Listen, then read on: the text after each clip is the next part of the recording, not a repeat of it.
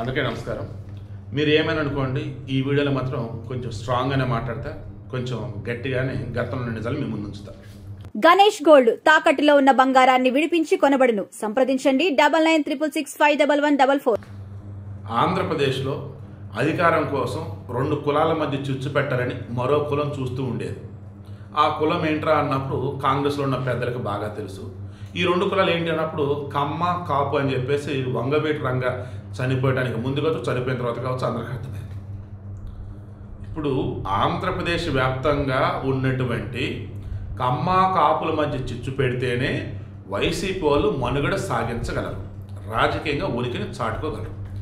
దానికోసం ఏం చేస్తున్నారు, ఛాన్స్ దొరికినప్పుడల్లా కూడా చిచ్చు పెడదామని చూశారు. చివరికి వంగవీటి రంగ కొడుకు వంగవీటి రాధా చెప్పాడు, మా నాన్న చావుకి ఈ టీడీపీకి సంబంధం లేదు, ఆనాడు ఏం జరిగిందంటే అందరికీ తెలుసు.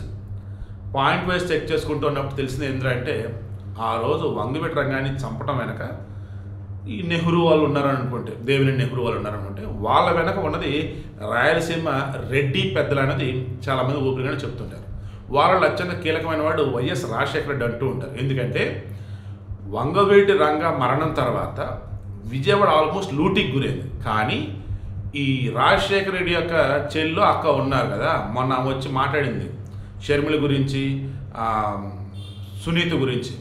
అమ్మాయిలు సైలెంట్గా కూడా అంటే మీరు ఏమనుకుంటున్నారు అదని, ఎవరు ఏమంటే రాజ్ యువరాజ్ థియేటర్లోనే ఉంటాయి వాళ్ళవి, వైఎస్ ఫ్యామిలీకి చెందినటువంటివి. ఇంకా చాలా ఉన్నాయి అవన్నీ. కానీ ఇప్పుడు మనం మాట్లాడుకోవాల్సింది ఏంటంటే, ఈరోజు ఎక్కడో ఎవరో ఏదో కూతలు కూస్తే వాటిని కూడా కాపుకి కమ్మకని అంటగట్టి ఆ రెండు కులాల మధ్య చుచ్చు పెడితే తెగ ట్రై చేస్తూ ఉన్నారు ఈ పేటీఎం బ్యాచ్ వైసీపీ సైకోగా. ఇది గమనించినటువంటి టీడీపీ వాళ్ళు, జనసేన వాళ్ళు అలర్ట్ అయ్యారు. చంద్రబాబు నాయుడు క్లారిటీ ఇచ్చారు, పవన్ కళ్యాణ్ క్లారిటీ ఇచ్చారు.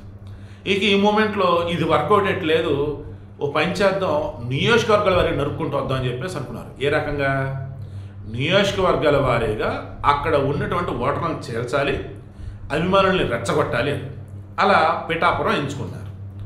ఈ పిఠాపురంలో ఇండిపెండెంట్గా పోటీ చేసి కూడా వర్మ 50,000 పైచిలకు మెజారిటీతో గెలిచినాడు.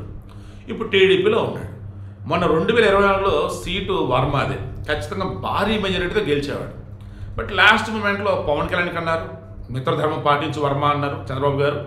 ఓకే సార్, మీరు ఏం చెప్తారు సార్, పవన్ కళ్యాణ్ గెలిపించుకున్న బాధ్యత నాది సార్ అన్నాడు. పవన్ కళ్యాణ్ సైతం అదే అడిగాడు.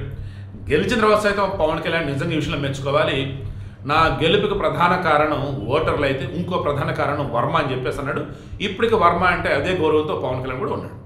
ఇటువంటి మూమెంట్లో టీడీపీ జనసేన మధ్య ద్వితీయ శ్రేణి, అదేవిధంగా గ్రౌండ్ లెవెల్లో ఉన్నటువంటి కొంతమంది మధ్య గొడవలు ఉన్నాయట కదా, ఏంటండి అని చెప్పేసి మున్సిపల్ శాఖ మంత్రి నారాయణని కొంతమంది ప్రెస్ మీట్లో అడిగారు. ఆయన ఏమన్నాడు, ఐ థింక్ నెల్లూరులో అనుకుంటా, నెల్లూరు కదా నియోజకవర్గం, అక్కడ అడిగితే టీడీపీ జనసేన మధ్య ఉన్నటువంటి గొడవలన్నిటి కూడా క్లోజ్ చేసి అక్కడ ఏవైతే గొడవలు కానీ లేదు అన్నప్పుడు కూసెంత మనస్పర్ధలు ఉన్నాయో దానిని జీరో చేసామని చెప్పేసి అన్నాడు.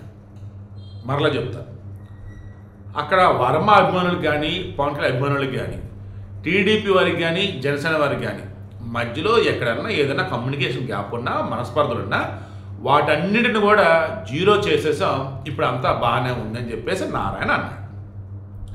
దానిని ఈ వైసీపీ బ్యాచ్, పేటీఎం బ్యాచ్ ఏమని ప్రమోట్ చేశారు, పవన్ కళ్యాణ్ కోసం పిఠాపురంలో ఉన్నటువంటి టీడీపీని చంపడానికి టీడీపీ సిద్ధమైంది, పవన్ కళ్యాణ్ కోసం తిరుగులేని నాయకుడైనటువంటి టీడీపీ నాయకుడైనటువంటి వర్మని జీరో చేశారు, సాక్షాత్తు మున్సిపల్ శాఖ మంత్రి నారాయణ ఈ విషయం చెప్పడని చెప్పేసి మొత్తం వైరల్ చేశారు. ఈలోపు వర్మ వచ్చేసి అసలు ఏమైంది ఏంటండి అని చెప్పేసి నారాయణ కలిశారు. నారాయణ వర్మ మాట్లాడుకున్నారు, బయటకు వచ్చారు. వర్మ ఒకటే మాట, చంద్రబాబు నాయుడు గారు దూకముంటే దూకుతా, పడిపోముంటే పడిపోతా, నిలబడముంటే నిలబడతా, ఎక్కడ ఉండమంటే అక్కడ ఉంటా, నేను టీడీపీ వాడిగానే ఉంటా, మా నాయకుడు చంద్రబాబు గారు ఆయన ఏం చెప్తే చేస్తాను, టీడీపీ జనసేన మధ్య ఎవడు కూడా గ్యాప్ క్రియేట్ చేయలేడు, ఎవడు కూడా రెండింటి మధ్య చిచ్చు రాజేయలేడు అని అన్న తర్వాత మంత్రి నారాయణ తీసుకున్నారు మైక్. ఇంకా ఆయన చెప్పాడు, ఎక్కడైతే టీడీపీ జనసేన మధ్య కూర్చుంటే మనస్పర్ధలు ఉంటూ ఉన్నాయో వాటిని జీరో చేసాం, పిఠాపురం ఇప్పుడు అంతా బాగుందని నేను చెబితే వర్మని నేనేదో జీరో చేశానని పిఠాపురంలో వచ్చేసి మొత్తం పవన్ కళ్యాణ్ అని చెప్పేసి నేను అన్నట్టుగా మొత్తం మార్ఫింగ్ చేసి హడావుడి చేశారు. ఏ మనుషులు రా బాబు మీరు అని చెప్పేసి అన్నాడు. ఇప్పుడు మీకు అర్థమైందా? అక్కడ ఉన్నది చంద్రబాబు నాయుడు. చంద్రబాబు నాయుడు మునుపుట్లా లేడు. ఏ రకంగా అధికారంలోకి వచ్చిన తర్వాత పార్టీ కేడర్ పట్టించుకోడు కాదు ఆయన, ఓన్లీ డెవలప్మెంట్ అనేవాడు. ఇప్పుడు అధికారంలో ఉన్నా కానీ ఓ పక్క లోకేష్కి పార్టీ బాధ్యతలు అప్పచెబుతూ ఈయన కూడా వీక్లీ వన్స్ పార్టీ వ్యవహారాలు మొత్తం చూసుకుంటున్నాడు. వీక్లీ వన్స్ కొన్ని అప్డేట్స్ కూడా తెచ్చుకుంటూ ఉన్నాడు. ఈరోజు కూడా టీడీపీ పార్టీ కేంద్ర కార్యాలయంలో చంద్రబాబు గారు అందరితో మీట్ అవ్వబోతూ ఉన్నారు. సో దీన్ని బట్టి మీకు ఏమర్థమైంది? నాయుడు గారు ఈరోజు ఎలా ఉన్నారంటే పార్టీకి చెందినటువంటి ఏ ఒక్క వ్యక్తిని కూడా దూరం చూసుకున్నారని లేరు. పార్టీకి సేవలు అందించినటువంటి నాయకులని ఒకవేళ అనుకోకుండా పదవుల విషయంలో పక్కన పెట్టాల్సి వచ్చినా అగ్రతాంబులం ఇచ్చి తీరతాం నన్ను నమ్మండి అని కట్టుబడినారు. ఆ మాటకి అది ఈ నాయకులు కూడా నమ్మారు, అలాగే ఉన్నారు. సో అంతిమంగా ఈ వైసీపీ వాళ్ళు అధికారాన్ని ఇచ్చినటువంటి ఒక్కసారే రాక్షస పాలన అంటే ఏంటో చూపించారు, విధ్వంసం అంటే ఏంటో చూపించారు. దాంతో జనాలు చీగొట్టారు. ఈ కొంతమంది భయపడి మరలా వాళ్ళకే ఓట్లు వేశారు. కానీ ఈరోజు అధికారంలో ఉన్నటువంటి కూటమి ప్రభుత్వం అద్భుతమైనటువంటి అభివృద్ధి చేస్తూ టీడీపీ, జనసేన, బీజేపీ అందరూ కలుపుకొని ముందుకు వెళ్తూ అసలు ఊహించని విధంగా ఏపీ యొక్క బ్రాండ్ ప్రపంచవ్యాప్తం చేశారు. అది తట్టుకోలేక కోడిగుడ్డు మీద ఈకలు బీకోడు ఒకడు, మార్ఫీ ఫోటోలతో హడావుడి చేసాడు ఇంకొకడు, బుద్ధి బుర్రాజ్ఞానం లేకుండా జరుగుతున్న అభివృద్ధిని చూడకుండా ఇంకా విధ్వంసం చూపుతూ కులాల మధ్య చిచ్చు పెడుతూ మతాల మధ్య చిచ్చు పెడుతూ బతుకుదాము, ఇదే మన బతుకు అనుకుంటూ ఇంకొందరు. ఇది వైసీపీ యొక్క పేటీఎం బతుకులు. ఓవరాల్గా వర్మ అయితే తుమ్ము లేపేశాడు. ఏ రకంగా రేయ్ ఎవడేం పీకలేడరా, ఎవడేం చెయ్యలేడరా, ఎవడు కూడా టీడీపీ జనసేన చిచ్చు పెట్టలేడరా. ఎందుకంటే మేము అంతా కలిసి ఉన్నాంరా, అక్కడ ఉన్నది చంద్రబాబు నాయుడురా, ఆయన ఏది చెప్తే చేస్తాడరా ఈ వర్మ అని చెప్పేసి ఫుల్ క్లారిటీ ఇచ్చాడు.